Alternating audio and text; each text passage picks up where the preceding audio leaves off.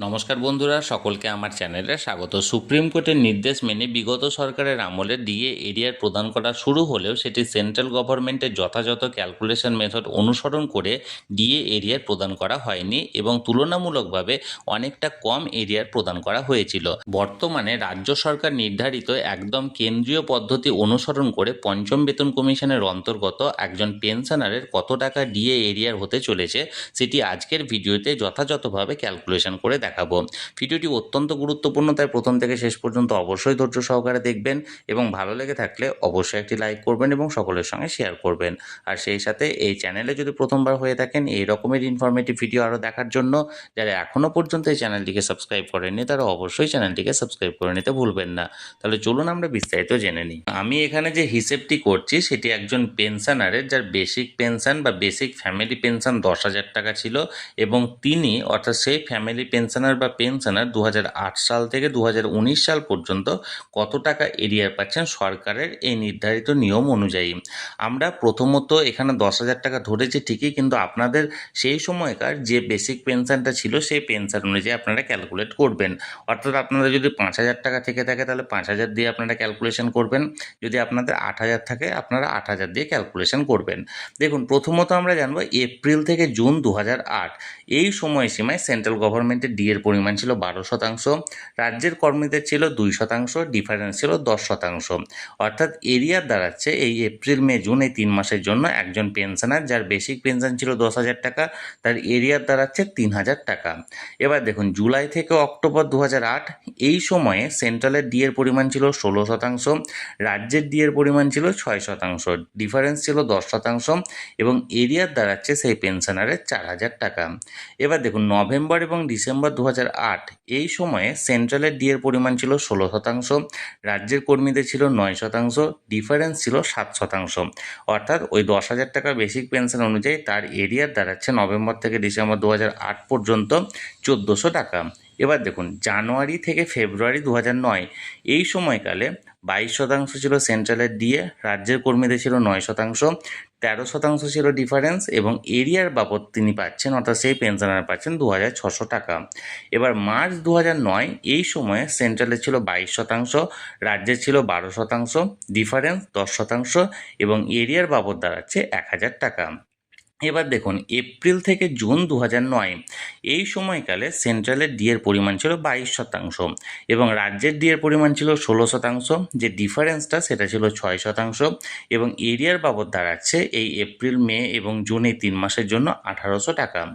এবার জুলাই থেকে নভেম্বর 2009 সালের সেই সময়কালে সেন্ট্রালের ডিএর পরিমাণ ছিল 27% এবং রাজ্যের ডিএর পরিমাণ ছিল 16%, যে ডিফারেন্সটা বা বকেয়াটা ছিল 11% এবং এরিয়ার দাঁড়াচ্ছে অর্থাৎ 10,000 টাকা বেসিক পেনশন অনুযায়ী জুলাই থেকে নভেম্বর 2009 এর মধ্যে এরিয়ার দাঁড়াচ্ছে 5,500 টাকা।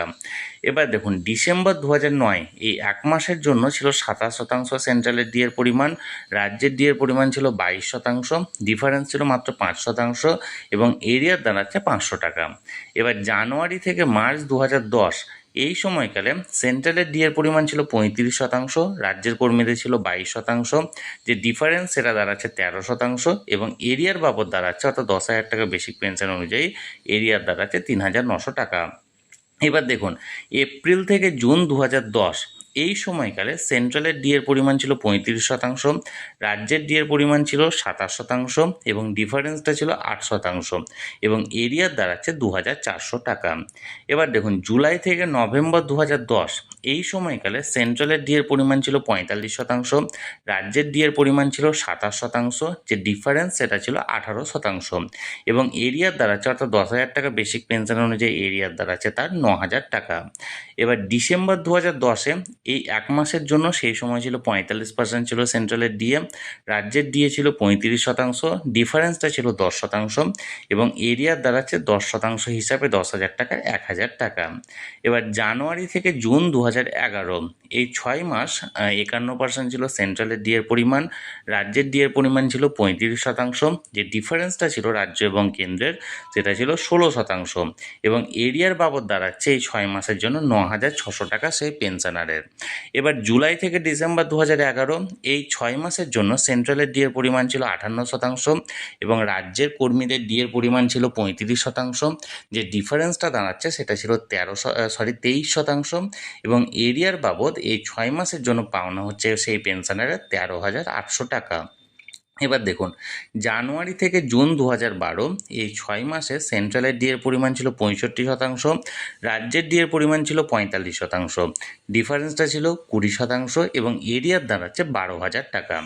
এবার জুলাই থেকে ডিসেম্বর 2012 এই 6 মাসে সেন্ট্রালের ডিএর পরিমাণ ছিল 72%, রাজ্যের ডিএর পরিমাণ 45%, 27% ছিল ডিফারেন্স এবং 27% ডিফারেন্সে এরিয়ার দাঁড়াচ্ছে সেই পেনশনারের অর্থাৎ 10,000 টাকা বেসিক পেনশন যার ছিল তার দাঁড়াচ্ছে 16,200 টাকা।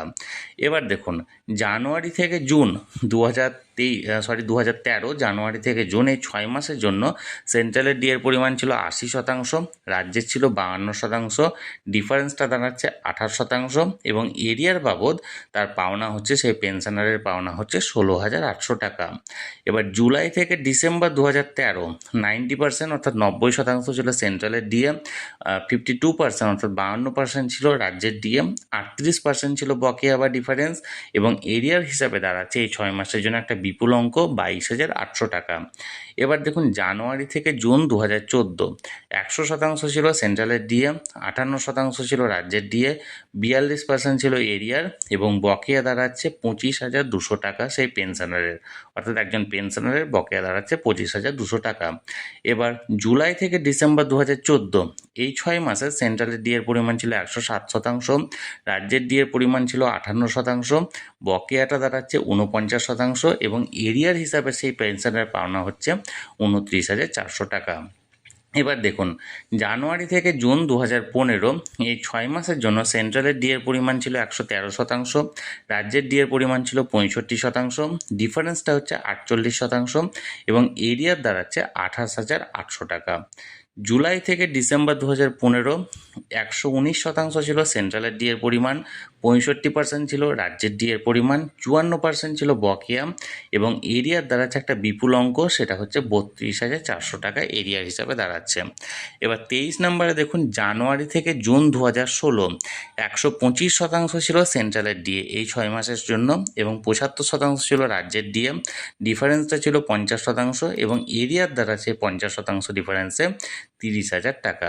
এবার 24 নম্বর সিরিয়ালে জুলাই থেকে ডিসেম্বর 2016 132% ছিল সেন্ট্রালের ডিএ, 75% ছিল রাজ্যের ডিএ, 57% ডিএ ছিল ডিফারেন্সটা এবং এরিয়ার হিসাবে পাওনা হচ্ছে 34,200 টাকা।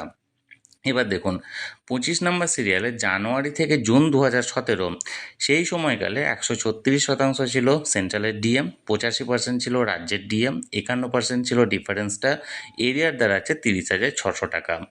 এবার জুলাই থেকে ডিসেম্বর 2017 139% ছিল সেন্ট্রালের ডিএম, 85% ছিল রাজ্যের ডিএ, 54% ছিল ডিফারেন্সটা এবং এরিয়ার হিসাবে দাঁড়াচ্ছে 32,400 টাকা।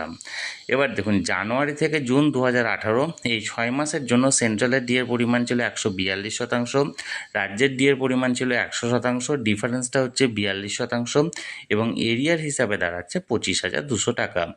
28 নম্বর সিরিয়ালে দেখুন, জুলাই থেকে ডিসেম্বর 2018 এই সময়কালে সেন্ট্রালের ডিএর পরিমাণ হচ্ছে 148%, রাজ্যের ডিএর পরিমাণ ছিল 100%, ডিফারেন্সটা হচ্ছে 48% এবং এরিয়ার দাঁড়াচ্ছে এই কয়েক মাসের জন্য সেটা হচ্ছে 28,800 টাকা।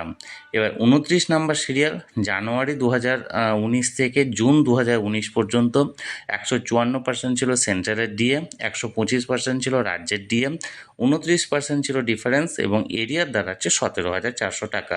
এবার 30 নম্বর সিরিয়ালে দেখুন, জুলাই থেকে ডিসেম্বর 2019 অর্থাৎ শেষ যে 6 মাসের শেষ 6 মাসে ছিল 164% সেন্ট্রালের ডিএ, রাজ্যের ডিএ হচ্ছে 125%, যে ডিফারেন্সটা সেটা হচ্ছে 39% এবং এরিয়ার হিসাবে পাওনা হচ্ছে 23,400 টাকা।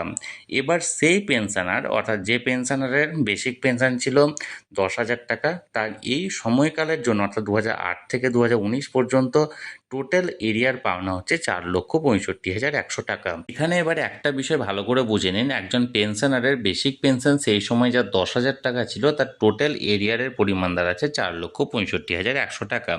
এবার একজন পেনশনারের যদি বেসিক পেনশন সেই সময় 5,000 টাকা থেকে থাকে, তাহলে সেক্ষেত্রে তার যে এরিয়ারের পরিমাণ দাঁড়াবে সেটা হবে 2,32,550 টাকা।